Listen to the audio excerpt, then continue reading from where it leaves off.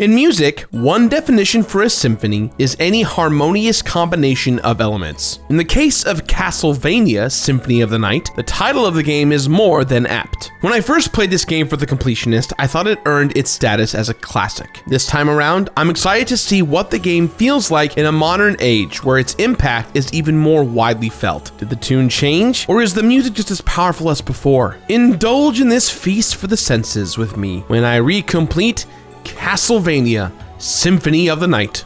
Hey everyone, and welcome back to another episode of the Completionist New Game Plus, the show where I am recompleting the first 120 games I ever played right here on the channel. You can learn more about that in the description box down below, and when you're done, why not check out our Patreon for all the cool stuff we got going on over there as well. Vampire stuff in the media has always been popular, even before Castlevania Symphony of the Night. Dracula, and especially his son Alucard, are just cool. They can fight, wear awesome clothes, transform into bats to escape socially awkward situations. Yeah, speaking of which, I spotted you for lunch last week, and I kinda need that money back. Dang it, Gerard!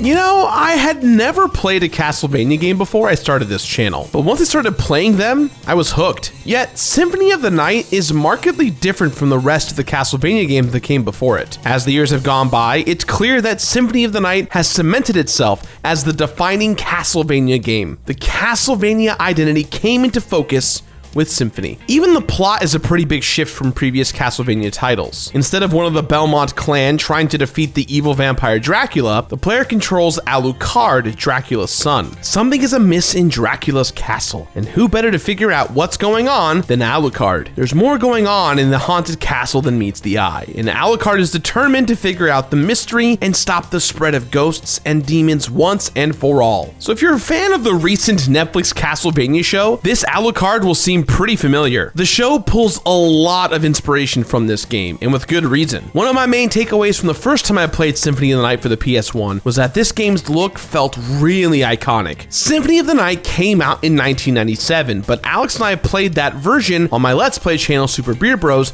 right around the height of Twilight fame. We definitely felt the game earned its status as a classic, but the more Castlevania games are released, the clearer it becomes that Symphony of the Night reinvented what a Castlevania game is and continues to be. Now, I was never really a diehard fan of Castlevania before I started the channel, but Symphony of the Night is one of the games that made me fall in love with the whole franchise. I didn't have any nostalgia for the franchise growing up, but I can still appreciate how this game impacted others to come after it. Older Castlevania games are all about extremely precise platforming and figuring out enemy patterns to make it through linear stages. Symphony of the Night, on the other hand, completely broke the mold. It seems like every 2D Castlevania game after this one followed the Symphony style, and with good reason. Instead of jumping and whipping through predetermined stages, Alucard can move fluidly throughout the entirety of Dracula's lair. For the first time in the series, players were free to explore where they wanted when they wanted, and instead of a whip, Alucard wielded a sword. Alucard even has magic abilities that are activated with fighting game inputs and can summon familiars to fight alongside him. There are also RPG elements like stats to level up and different equipment that determines Alucard's moves and how powerful he is. It's easy to see why this game is held in such high regard for completely changing how we view Castlevania to this day. Now, there are a few key differences to how I'm going to be completing Symphony of the Night this time around. I am playing the Castlevania Requiem Collection on PlayStation 4, which means I have to deal with unlocking a ton of achievements. And some of these achievements are tied to completion of the other game in the collection, Rondo of Blood. Now, a little bit about Rondo of Blood. This was previously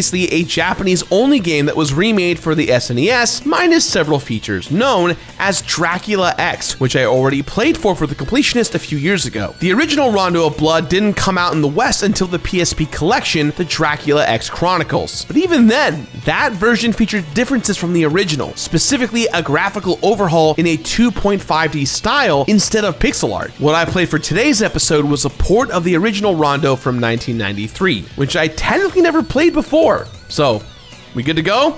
Awesome. I'll still have to explore every inch of Dracula's castle and find every obscure item so I can fight my way through the inverted castle and earn all of the endings. I'll also have to conquer the castle again with 2 secret characters, Richter and Maria. Now, I've played as Richter before in the past, but the Maria edition is brand new to me, so I'm curious to see as what she's like to play as. I'm still looking forward to gorging myself on this game all over again.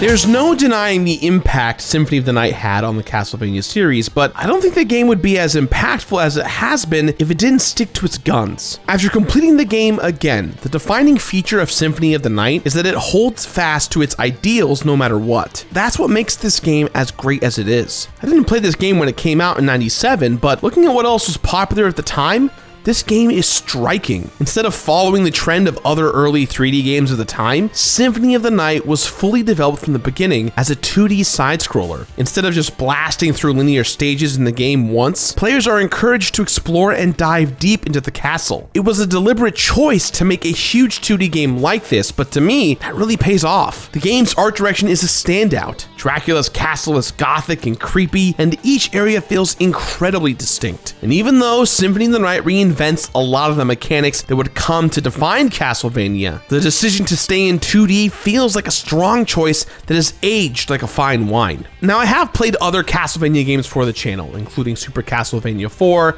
Dracula X, and the original Castlevania, but Symphony of the Night is the game that really puts the Vania in Metroidvania games. It's one of the first things I noticed way back then, but it's really surprising how much of an impact this game had on the entire genre. As much as I enjoyed the challenge of mastering old school Castlevania platforming in previous entries, I found that Symphony of the Night is, in general, an easier game to complete, and I still feel that way. But more importantly, it's more fun. Exploration and combat still feels incredibly smooth and good. I loved mastering Alucard's different spells and abilities in my first playthrough, and I still think this game has tapped into something special since it still feels so good to play. The game doubled down on opening up the world for exploration, which kind of messes with the difficulty curve, since you can grind as much as you want or go find powerful weapons early if you know where they are. I found the game pretty easy up until the later areas, but I appreciated that this game commits to the idea that you can explore as much as you want until you hit a locked door. There is very much an old school schoolyard mentality to the secrets in this game. I actually like that Symphony of the Night plays things close to the chest. When I first played the game, I could easily picture how cool it would be to swap secrets with friends, like how to unlock the inverted castle. A lot of remasters would try to make things less opaque, but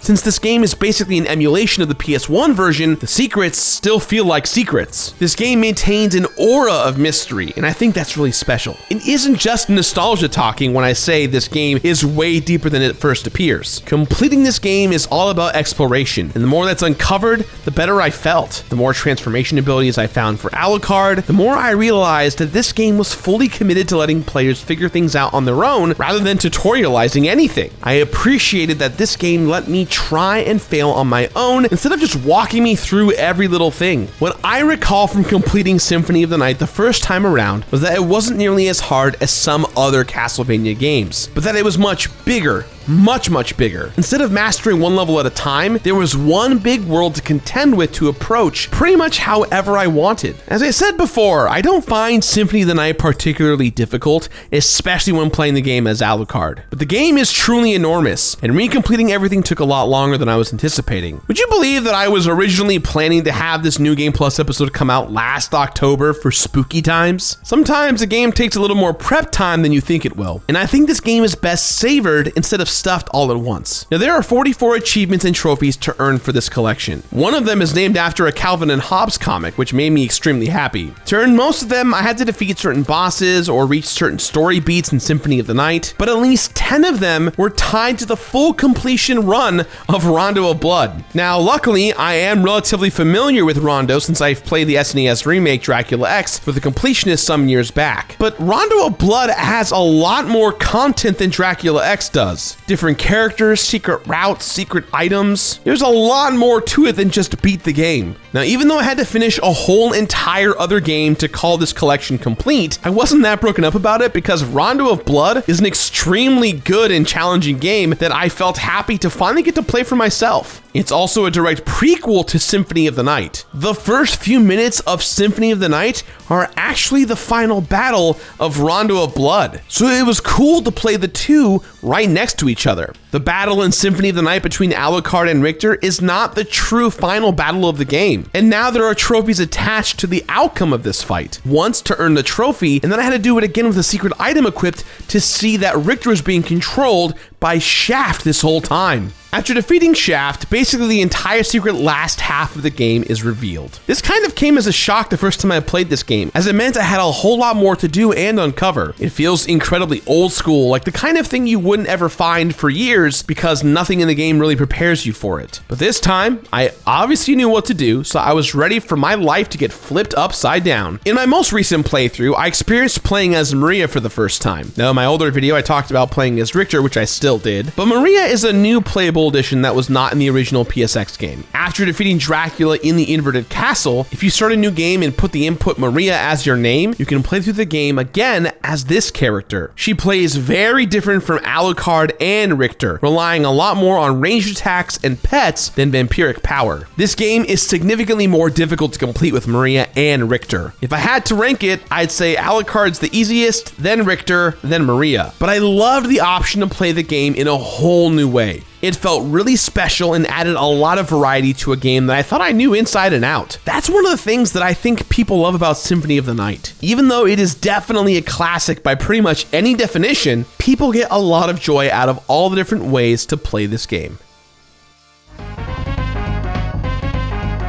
During my recompletion of this game, I was struck by just how much Symphony of the Night shows the unfortunate side of bringing classic games to modern consoles. I had to do a lot more to get the platinum than I expected, and there wasn't really all that much to show for it. But weirdly, I didn't mind as much as I thought I would. So to earn every trophy, I had to complete Rondo of Blood. Not an impossible task by any means, but definitely a throwback challenge for anyone who hasn't played a traditional Castlevania game in a while. Earning the trophies for Symphony of the Night wasn't so bad, since I was aiming for full 100% completion anyway. It felt like I was hitting those milestones without too much effort. Other than the new ending cutscenes, I'd say the main rewards are being able to play as the new characters. Maria and Richter are fun challenges, but there isn't anything to earn for beating the game with these characters. I actually like that you had to have beaten the game as Alucard before you could start experimenting with the new characters. Now, there is one big thing that sticks out to me. Some of the dialogue and voiceover has been reworked in this collection of the game. I guess you could call that the dark side of bringing a classic game to a modern console, and I kind of miss that old cheesy voiceover. Also kind of strange to have some trophies named after the old dialogue, but not actually have that dialogue appear in the game. I don't know, but maybe it's just a case of Konami being Konami. There's also one final unlockable that has nothing to do with anything gameplay related. If you're on the main menu and put in the famous Konami code, you can unlock a little mini game with weird art style. It doesn't add anything to the game, but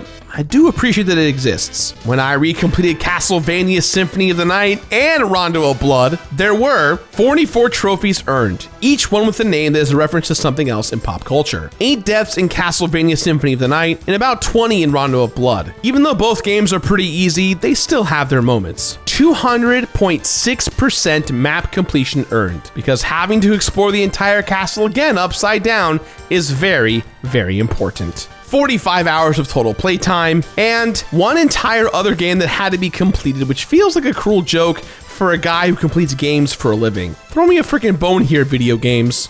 Symphony of the Night is a lot of people's favorite game of all time, and it's easy to see why. The game completely redefined what Castlevania is and could be. It looks and sounds amazing to this day.